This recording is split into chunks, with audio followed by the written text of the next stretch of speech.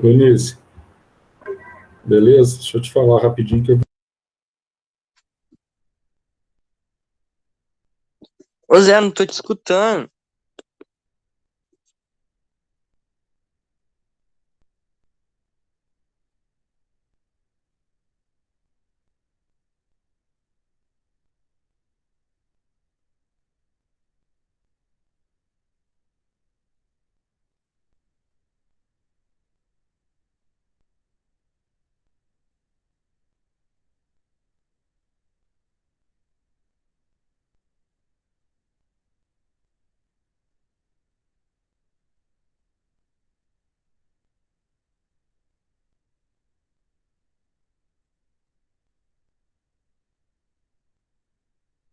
Ô Zé,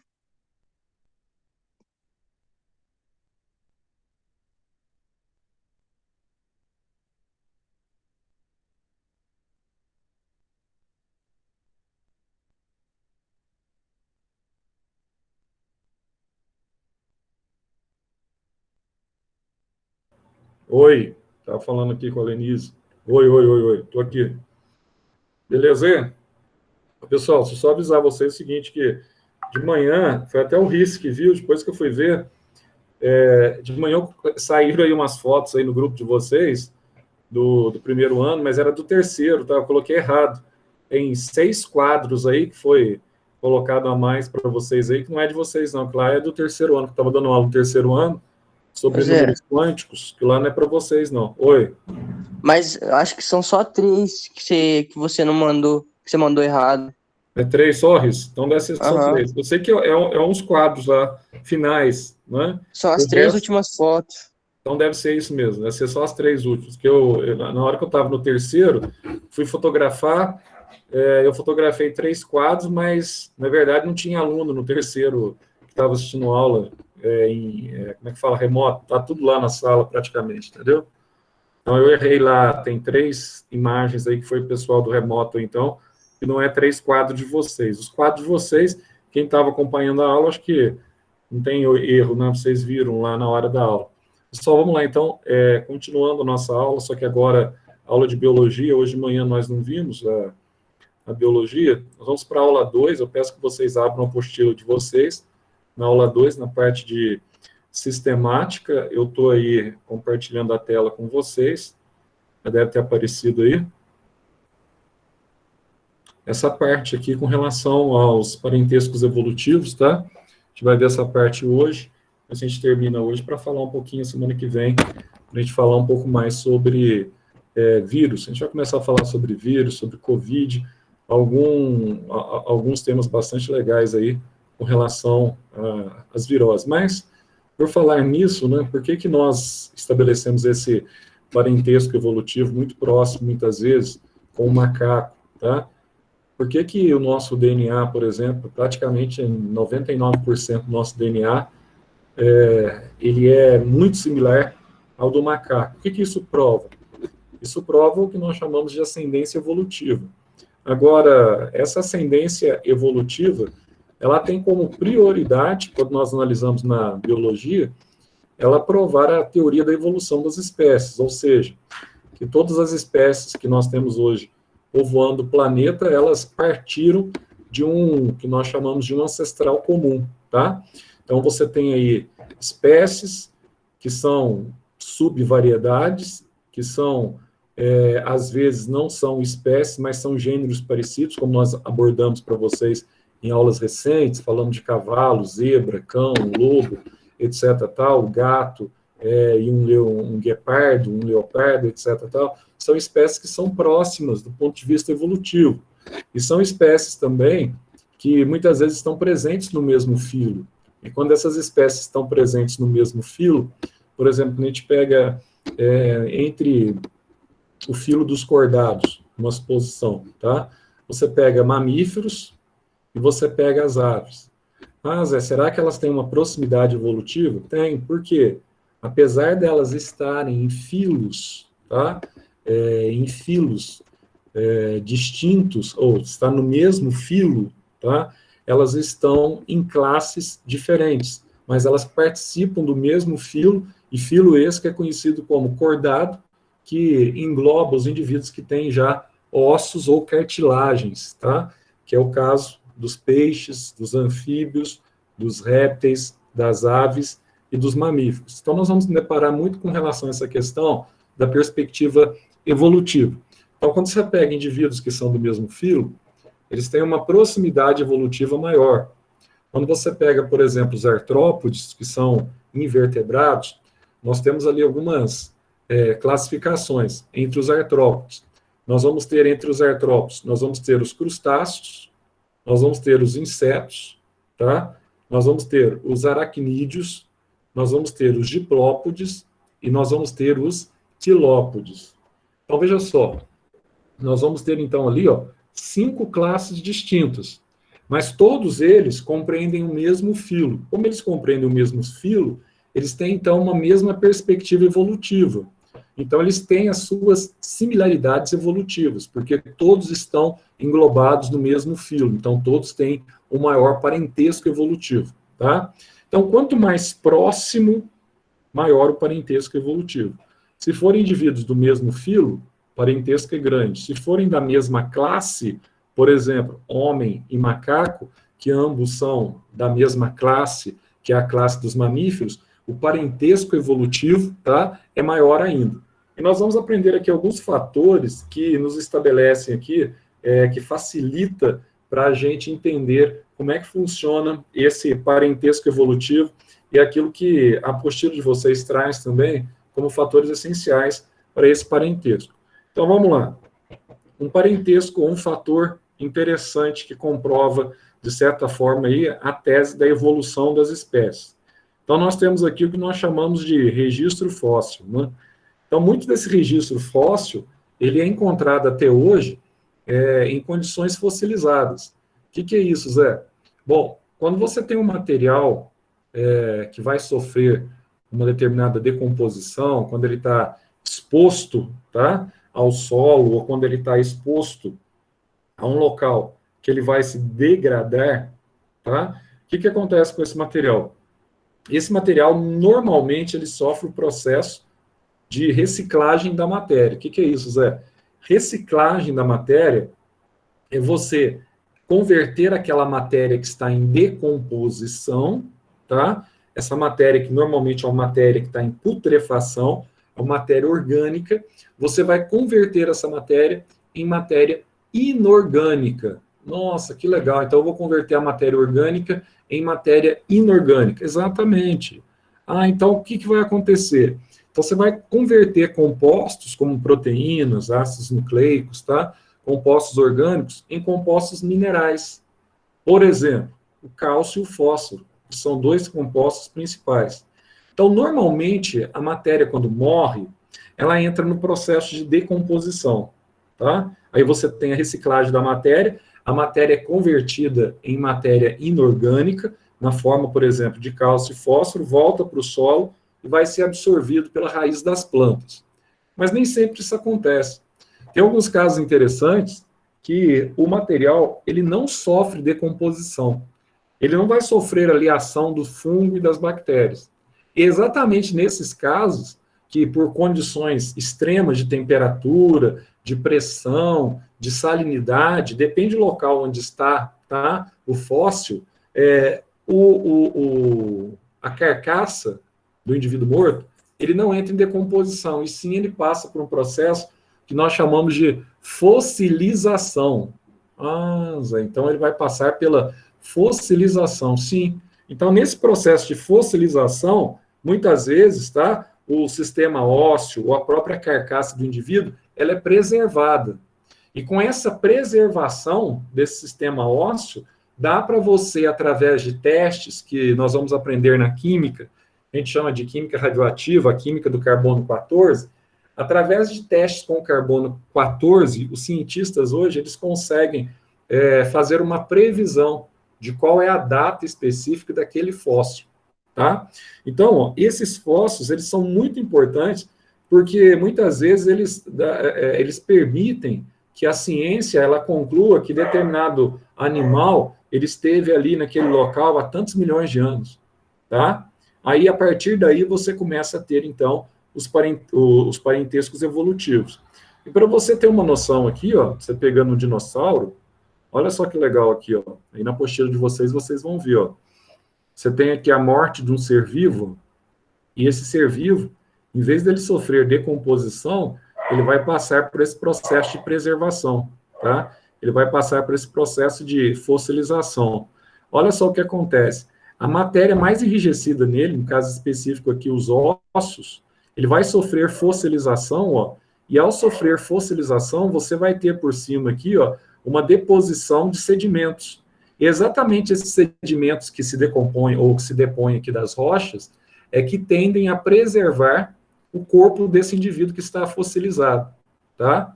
Então, com o passar do tempo aqui, ó, essas rochas aqui, elas vão impregnando nos fósseis, e olha só o que vai acontecendo. Ele fica totalmente encoberto, tá? Aqui, por exemplo, ó, o que ficou, na verdade, foi só parte da mandíbula dele exposta ao meio externo.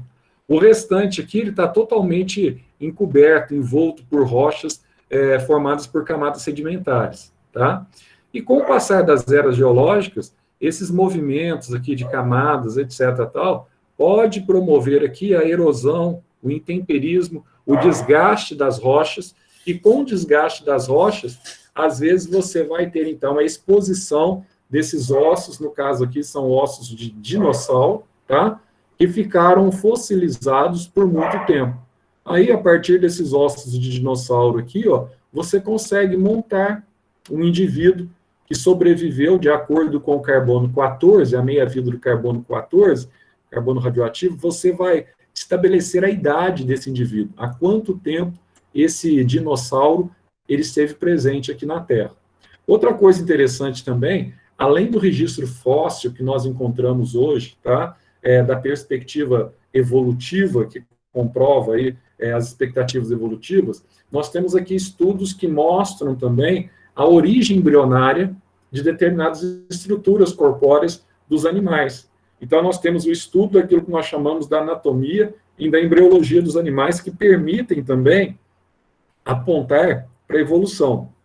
Aqui, ó, que nós vimos recentemente, são estruturas homólogas. Lembra que eu passei para vocês no quadro, naquelas aulas iniciais, antes daquelas aulas que nós tínhamos lá do dia 22 de março, antes daquelas aulas, nós tivemos algumas aulas para preparar vocês para seguir aí no primeiro ano.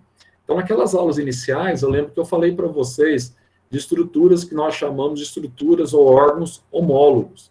O que são esses órgãos homólogos? Apesar deles terem aqui, ó, uma diferença em função de cada animal que você está vendo aí, ó, esses órgãos, todos eles apresentam a mesma origem embrionária.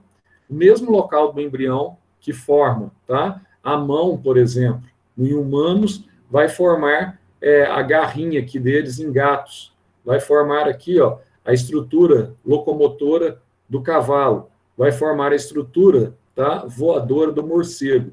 Vai formar aqui a barbatana do golfinho ou da baleia. Então, todos eles têm origem no mesoderma do embrião. Então, como eles têm origem no mesoderma do embrião, então todos eles partem de uma origem em comum, tá? Por isso que nós chamamos de órgãos homólogos. São órgãos que têm funções parecidas, mesma origem embrionária, mas eles adquirem, muitas vezes, formas diferentes no animal, tá? Então, a grande questão é, a partir dessa homologia, você tem origem embrionária parecida. Se você tem origem embrionária parecida, isso significa que você está aqui com uma origem evolutiva muito próxima de um órgão para o outro, tá? Outra coisa legal aqui também, que nós vamos ter, é a questão da embriologia comparada. Às vezes, quando você fala assim, nossa, Zé, mas um ser humano e um peixe é muito diferente. Um ser humano e uma galinha é muito diferente. Uma tartaruga e uma galinha é diferente. Uma salamandra, que é um anfíbio, e uma galinha são diferentes, Zé. Mas quando você começa a comparar a embriologia desses indivíduos, desde as fases iniciais, você vê que há muitas similaridades, eles são muito parecidos da perspectiva evolutiva. Dá uma olhadinha aqui, ó. No início da embriologia, olha só, quando você compara a embriologia, o embriãozinho do homem com um embriãozinho, tá? De uma galinha, de uma tartaruga, do anfíbio e de um peixe, a salamandra de um peixe, eles são muito parecidos na fase embrionária inicial. Ó. O que vai acontecendo aqui? Vai acontecendo que à medida que eles vão se distanciando, olha só o que vai acontecendo com eles aqui, ó. Eles vão sofrendo diferenciação, aí eles vão mudando, tá? Mas a fase inicial da embriologia, a gente chama isso de embriologia comparada, a fase inicial deles, todas são bastante parecidas, tá? Aí, olha só, à medida que você tem um desenvolvimento aqui, ó, já se alongando, olha como é que a salamandra aqui com cauda, ela vai, então, se diferenciando dos demais embriões que nós temos aqui, tá? Olha o peixe, ó, a salamandra, como ela está bem próxima do peixe, tá? Então, os anfíbios, né, são animais anfíbios que vivem em dois ambientes, são animais que estão bem mais próximos dos animais aquáticos, que são os peixes. Aí, quando você pega na fase mais adulta, olha que você tem o bebê se formando, o pintinho se formando, tartaruga se formando, a salamandra que até não alterou muito, tá? E o peixe aqui se formando.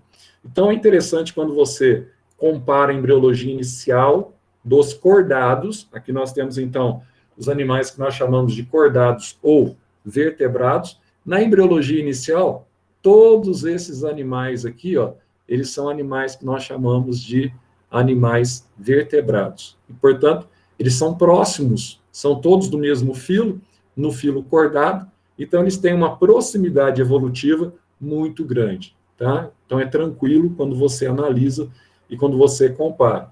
Então, olha, detalhe extremamente importante, o detalhe nosso, com relação ao registro fóssil, com relação, então, à embriologia comparada, com relação às estruturas homólogas, e outra situação que veio para ficar com relação à teoria da evolução, que são os dados moleculares. Essa aqui é a parte que mais você consegue ver similaridades realmente entre, por exemplo, um gorila e um homem, tá? Olha só, quando você compara seres humanos com chimpanzés, você tem aqui o DNA, principalmente o DNA que fica presente no seu genoma, tá? E o RNA relacionado com a síntese de proteínas, tanto o ácido desoxirribonucleico quanto o ácido ribonucleico, você tem duas coisas aqui em comum que são bastante interessantes. No caso do DNA, tá? Você tem aqui o legado, a herança, que transmite aí a hereditariedade, que vai transmitir a vida, tá? Para outros indivíduos. Então, ó, quando você compara o DNA dos indivíduos, dá para você estabelecer aqui muitas comparações entre seres próximos, de gêneros diferentes, ou de famílias diferentes, mas que muitas vezes são do mesmo filo. Nesse caso específico aqui, ó, nós estamos comparando gêneros muito próximos, que é o chimpanzé, tá? E o homem, 99% de similar em comum. Se eu comparar o gorila com o homem, você chega aqui a ter 98%, tá? De similaridade também, de situação comum. Então, assim, o DNA, a partir do final da década de 90, com o início dos anos 2000, além de você ter a condição, de comparar o DNA, você tem a condição de estabelecer a proximidade de parentesco evolutivo entre diferentes indivíduos, tá? De uma mesma ou de espécies diferentes. Ah, então dá para eu comparar o DNA de todo ser vivo hoje. Dá para você comparar. Dá para você comparar o DNA de um homem com o DNA de uma folha de alface. E dá para você ver que quando você pega o indivíduo do reino vegetal, compara com o indivíduo do reino animal, mesmo assim, nós vamos encontrar muitas similaridades nessa estrutura aqui, ó. Vocês vão estudar muito esse ano sobre ela, tá? São as bases nitrogenadas, as estruturas que compõem, então, essa molécula de DNA, tá? Então, os dados moleculares, hoje, atualmente, a gente poderia dizer que é dos reforços mais importantes que nós temos hoje para a comprovação da evolução das espécies devido à proximidade que as espécies apresentam uma das outras, tá? E aqui também um detalhe legal também, agora comparando aqui, ó, nós vamos ver aqui como é que nós estabelecemos aqui esse esquema aqui de cladograma, né? Então, você vai ver aqui, ó, que todos os macacos que vocês estão vendo aqui, ó, eles compreendem, ou eles foram formados a partir de um ancestral incomum, é isso que mostra o cladograma, e esse ancestral incomum aqui, ele estaria cerca de 60 milhões de anos atrás, tá? Então, olha, você foi tendo aqui vertentes evolutivas, ó, de novos ancestrais que formaram macacos do velho mundo, que formaram os gibões de hoje, ó, que formaram o orangotango de hoje, tá vendo? Que formaram os gorilas, que formaram os chimpanzés e, finalmente, que teriam formado aqui, ó, os seres humanos. Agora, não quer dizer que nessa vertente evolutiva, que evoluiu aqui, ó, e formou o homem, não quer dizer que todo chimpanzé origina homem. Então, alguns chimpanzés, alguns gorilas contribuíram decisivamente para essa evolução casuística até chegar ao homem. Só que ainda você tem gibões, você tem orangotangos, gorilas, chimpanzés e seres humanos. Uma coisa não exclui a outra. A evolução, ela determina que alguns animais passam por transformações, tá? Devido a mutações genéticas específicas que levam a transformações. Então, não são todos os animais que sofrem. É por isso que até hoje você tem convivendo orangotango e um homem. Nem todo orangotango evoluiu para homem, tá? Não é essa a premissa da evolução. E aqui você vai ter, ó, os macacos que estavam ainda naquele período aí do novo, que estão no novo mundo, tá? E esses macacos aí continuam macacos da mesma forma e não houve nenhuma alteração significativa com a sua cauda, etc. tal. No homem, nessa evolução, por exemplo, você vê que o homem, embora ele tenha tido a total regressão da cauda, mas aqui na parte final da nossa coluna, nós temos a fusão aqui de algumas vértebras, né? E nessa fusão das vértebras, você tem uma região que a gente chama de cóccix, tá? E nessa região do cóccix, você vê claramente que era para sair daquele local, era para sair o rabo. Mas como no processo evolutivo, segundo a teoria da evolução, você teve uma regressão desse rabo, tá? Então, nós perdemos o rabo, ao contrário dos macacos que mantiveram o rabo. Aí vai falar um pouquinho aí sobre um dos grandes mentores intelectuais da teoria da evolução, embora ele tenha engasgado, né? Porque ele analisou a evolução de uma perspectiva muito simples, que eu até comentei com vocês. Então, a questão da seleção natural, que era prioridade para ele, Charles Darwin, né? Então ele falava, bom, mas eu não tenho girafa que vai esticando o pescoço ao longo das gerações à medida que as folhagens das árvores ficam mais altas. Eu não tenho girafa assim. Na verdade, eu tenho dois tipos de girafa. Eu tinha girafas de espécies que tinham pescoço curto e tinha espécies de girafa que apresentavam o pescoço mais longo, tá? Aí o que ele diz? Pela seleção natural, aquelas que tinham o pescoço mais longo prevaleceram sobre o pescoço curto, e dessa forma, essas girafas acabaram que prevalecendo, e aquelas que são mais fracas, que tinham menor condição de alimentar-se, elas foram morrendo com o passar do tempo, e foi ficando só a girafa de pescoço longo. Isso é aquilo que Darwin chamava de seleção natural. O mais forte, ele prevalece, tá? Na sociedade. E ele foi um dos grandes responsáveis aqui, ó, por auxiliar, olhando dessas perspectivas aí, auxiliar a classificação dos seres vivos que nós chamamos de taxonomia, tá? Então, ele auxiliou muito, porque ele começa a agrupar os indivíduos a partir de algumas características em comum que eles apresentavam, que eles foram, então, derivados do mesmo ancestral evolutivo. Então, um dos grandes nomes da evolução das espécies, nós temos aqui o famoso Charles Darwin, tá? Ele vai falar aqui no livro dele a origem das espécies, ele vai propor aqui na sua viagem a bordo do Beagle, né? Do navio, que ele fez a viagem prestando atenção, tá? Em ilhas de Galápagos, nas ilhas, ele começou a analisar os animais, começou a ver pássaros com bicos distintos, e ele começou, então, a tecer alguns comentários como que esses pássaros poderiam ser subvariedades, ou poderiam ser espécies, ou até mesmo grupos de famílias que pertenciam à mesma origem evolutiva. O próprio Darwin, embora ele tenha sido um dos mentores intelectuais da teoria da evolução, nós sabemos que ele abandonou essa teoria. O Darwin, ele foi uma pessoa muito ligada, a sua vida inteira ligada à religião, tá? Ele foi, inclusive, ele era pastor da igreja da Inglaterra, pastor da igreja anglicana, lá da rainha inglesa, e no final da vida ele disse que a teoria que ele havia escrito foi uma grande bobagem, que não tinha nexo. Mas aí os que vieram depois dele, o Spencer, por exemplo, aí diz o seguinte, não, ele esqueceu de um detalhe. Do que ele esqueceu?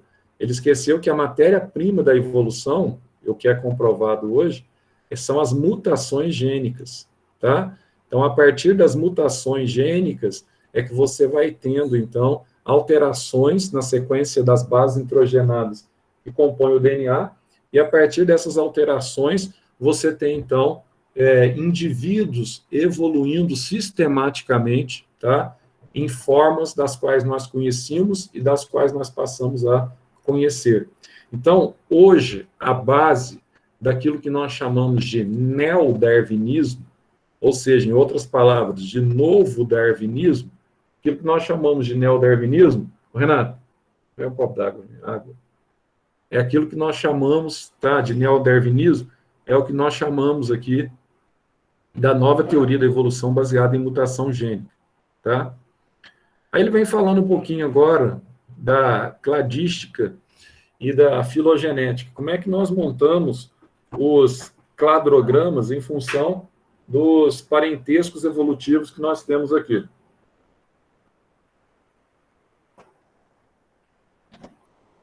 Então, dá uma olhadinha aqui. Ah, dá para eu montar, igual você montou ali atrás do macaquinho, dá para você montar os parentescos evolutivos? Dá. Como é que eles são montados? Eles são montados em forma de árvores. Da mesma forma que muitas vezes você resolve fazer uma árvore genealógica da sua família, você começa a traçar seus descendentes de outrora, seus descendentes atuais, etc. É possível você traçar uma árvore também, tá? Genealógica. Nossa, Zé, é possível você traçar uma árvore de origem das espécies. Qual espécie que foi o seu ancestral comum que chegou a derivar o homem, como nós vimos aqui agora, com relação aos macacos do Velho Mundo? Essa forma de nós descrevermos na biologia a classificação dos seres vivos em função, tá, dessas estruturas que lembram estruturas aí, que lembram formas geométricas, nós chamamos de sistemática, ou também conhecido como cladograma. Então, vamos dar uma olhadinha aqui, ó. Olha só que legal.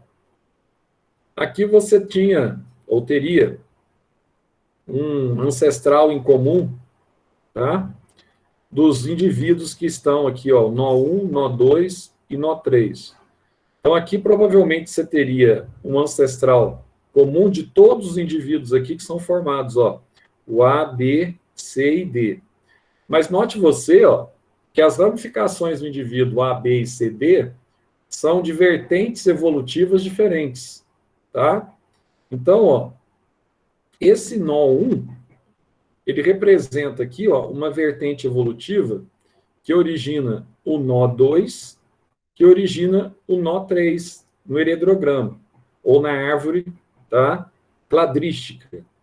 Mas olha só, o nó 2, ele passa a ser ancestral do indivíduo A e do indivíduo B, enquanto que o nó 3, ele é ancestral do indivíduo C e do indivíduo D. Aí você pergunta assim, uma questão de vestibular, Zé, o A, B, C e D, eles são parentes? São. Por que nós podemos dizer que eles são parentes? Porque eles são provenientes de um mesmo ancestral em comum. Então, eles vieram de um mesmo ancestral em comum. Sim. eles vieram de um mesmo ancestral em comum, tá? Então, olha só que legal. Vieram de um mesmo ancestral em comum, então eles são parentes. Agora, quem é mais próximo? Isso aqui, às vezes, que cai no vestibular, tá? Quando eu pego o indivíduo B com C, embora eles tenham um ancestral comum, que é o nó 1, mas eles são mais diferentes, porque o C veio desse outro ancestral aqui, ó, que é o nó 3, e o B veio do nó 2. Então, eles são parentes mais distantes, mas são parentes. Tá? Agora, quando eu comparo C com D, eles vieram do mesmo nó mais atual. Então, eles apresentam uma proximidade de parentesco ainda maior. Então, por exemplo, uma situação aqui de vestibular, que ele perguntasse, entre o indivíduo A e o D, parentesco existe, mas é mais distante em relação ao indivíduo A e o B de bola. Tá? É assim que você analisa os cladrogramas. E aqui também, ó, aqui você tem uma situação legal também aqui, ó. Você tem os traços que vão indicar aqui, ó, as situações evolutivas porque eles estão passando. Tem um traço 1, 2 e 3, tá? E a partir desses traços evolutivos, que são provenientes de mutações genéticas, você vai ter, a partir do nó 1, você vai ter a formação do nó 2 e do nó 3, tá? Então, olha, esses 4 indivíduos formados no final, eles são provenientes de um mesmo ancestral? São. Mesma coisa que nós vimos ali, tá? Levando em consideração que a evolução ela não acontece de um dia para da noite para o dia, ela acontece em centenas de milhares de anos, tá? Em alguns casos, até milhões de anos. Então, quando você olha para cá, mesma coisa, ó, o indivíduo B e C são parentes? São, mas o B é mais próximo de A, assim como o C é mais próximo de D, porque eles tiveram o mesmo ancestral em comum, que é o nó 3 e o nó 2. Essa é uma coisa muito simples, você não precisa nem, você fala, bom, isso aqui é só usar a lógica, né, Zé? Exatamente, é você usar a lógica que não tem erro, tá? Então, pegando aqui essa árvore genealógica, o que você pode afirmar aqui, ó, com esses macaquinhos? Primeiro que eu posso afirmar, todos eles, sem exceção, vieram aqui de um animal, de um ancestral em comum. Todos. Nossa, Zé, que legal. Todos vieram desse ancestral. Sim, todos. Mas eu posso afirmar para vocês também, por exemplo, que esse macaquinho aqui, ó, o Moloch, ele é mais próximo do que o Vieira, porque eles tiveram a mesma vertente, ó. Ah, mas e esses pareces aqui, Zé, do mesmo gênero dele? É, do mesmo gênero, só que esses dois são mais próximos, porque vieram da mesma vertente, esse e esse tiveram um ancestral em comum, mas eles são mais distantes da expectativa evolutiva, tá? Da mesma forma, esse aqui, ó, esse e esse são mais próximos do que esse e esse, são um pouco mais distantes. O ancestral deles em comum está mais distante, tá? E se eu comparar esse com esse aqui, ó, a ancestralidade deles ainda está mais distante ainda. Porque aí, ó, remonta ao primeiro ancestral que deu origem a todos os 6 macacos que nós temos aqui. Mas mesmo assim, ó, todos esses macacos aqui, ó, esse P significa o gênero deles. Então, todos eles são do mesmo gênero, que é esse gênero aqui, ó, Plectorecebus. Todos eles, tá? Então, quando você coloca P ponto, é o Plectorecebus Benhard, Plectorecebus Moloch, Plectorecebus Vieira, Plectorecebus Parecis, tá? E assim vai. Então, cada um aqui você vai ter aqui um gênero específico, em função do cladograma, tá? Então, dá para você analisar outra coisa aqui também, ó. Quanto mais próximo do grupo aqui, ó, maior a proximidade entre as características entre eles. Então, isso é o que nós chamamos de monofilia, grupo extremamente próximo e monofilético, tá? Então, está muito próximo, nós chamamos de monofilia. É um grupo parecido com um grupo irmão. E aqui,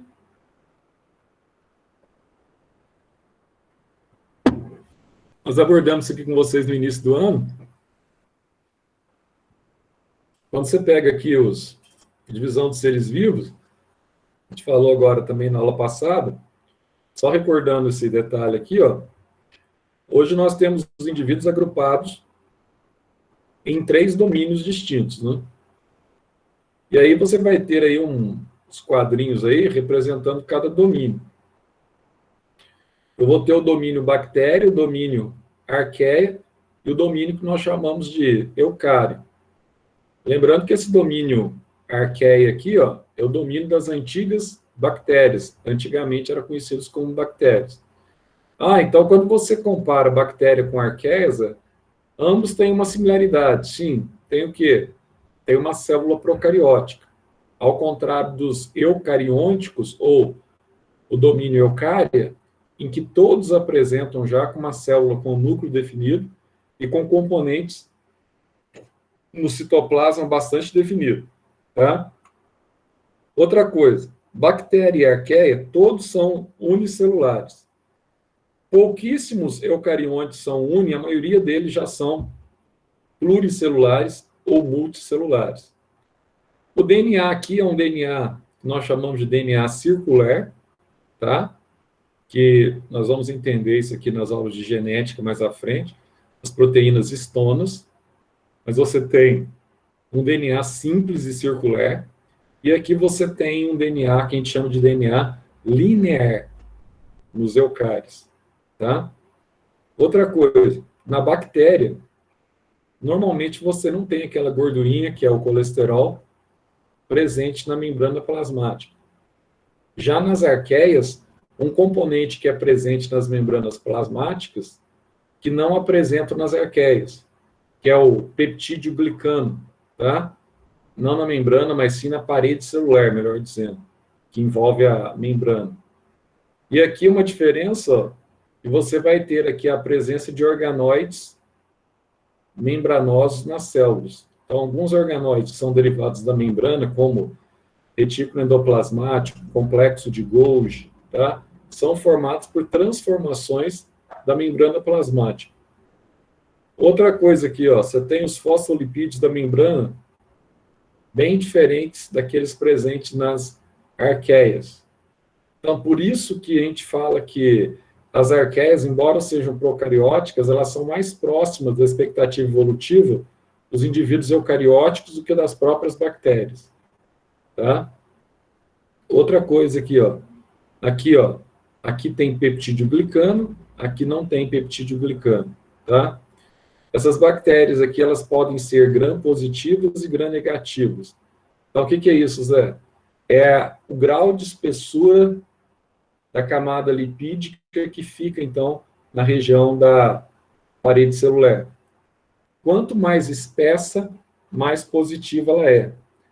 Quanto mais fina, mais negativa passa a ser a classificação dessas bactérias. Como a gente vai ter uma aula só sobre bactérias, logo depois dos vírus, a gente vai ter a oportunidade de estudar também as doenças provocadas por bactérias, a gente vai voltar a falar bastante sobre isso, tá? Assim como também daquelas bactérias que têm a prerrogativa de realizar fotossíntese, tá? E outras bactérias aí verdes e púrpuras. Bom, agora, com relação à classificação, já passei para vocês essa classificação aqui dos indivíduos que são do domínio arqueia, que forma o reino Archaeobacter. Bom, você tem indivíduos que conseguem sobreviver em condições extremas, né? Até falei para vocês que são os únicos indivíduos adaptados à vida extraterrestre. Então, são as arqueias que nós chamamos de halófitas, ambiente de alta salinidade, metanogênicas, aquelas que vivem, tá, no tubo digestório de alguns animais ruminantes, como, por exemplo, o boi, ela libera o gás metano, e nós temos as termoacidófilas. Nesse caso aqui, ó, elas se hospedam em locais extremamente quentes ou ácidos, tá? Ambientes muito quentes ou ambientes ácidos. Quando nós comparamos os indivíduos do reino Eucária, nós temos, então, já a presença do citoesqueleto, que vai dar estruturação à célula, presença de colesterol na membrana plasmática, assim como acontece com as bactérias, tá? Que não tem esse colesterol na membrana plasmática, ao contrário, melhor dizendo, né, que acontece com as bactérias. E aqui você tem o reino vegetal, o reino animal, o reino fungi, o reino protoctista, onde estão as algas e os protozoários, tá? E o reino animal. Então, tá tudo aqui. E aqui você tem o cladograma, ou você tem a árvore filogenética, em função dos domínios. Então, se você pegar aqui o primeiro domínio, ó, nossa, Zé, então aqui eu tenho o domínio bactérias, sim. Você tem uma ascendência evolutiva. Dessa bactéria aqui você tem as gram-positivas, as púrpuras, as verdes, as cianobactérias e as gram-negativas, tá vendo? E essa aqui, ó, olha que legal aqui, ó. Aqui eu vou ter aqui, ó, um ancestral em comum. Dentro dessas arqueias eu vou ter aqui, ó, as halófitas, metanogênicos e termoacidófilos. E aqui, nos indivíduos eucariontes, eu começo a ter já, ó, os protozoários, tá? Ciliados e as amebas são protozoários, as plantas, os fungos, e aqui está na frente, mas tem também os animais, tá? Aí tem aqui uma leitura para vocês fazerem aí, uma leitura indicada, é tranquilo, então é sossegado. Até aqui mesmo. Aí na próxima aula eu aproveito e faço exercício com vocês acerca desse tema. Eu vou ter que entrar no segundo ano daqui a 5 minutinhos. Eu vou pedir para vocês colocar para mim aí a presença na frente do nome de vocês, por favor, aí. Coloca presente aí para mim. Vamos lá, pessoal, coloca presente na frente do nome de vocês aí.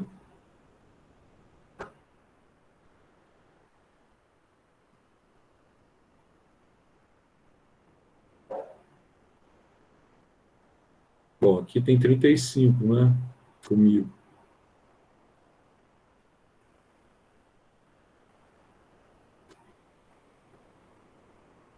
Beleza, então?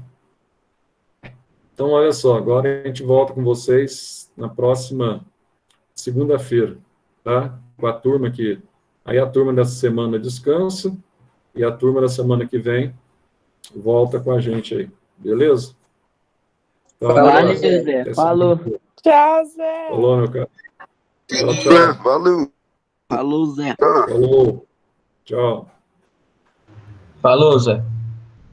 Falou, velho.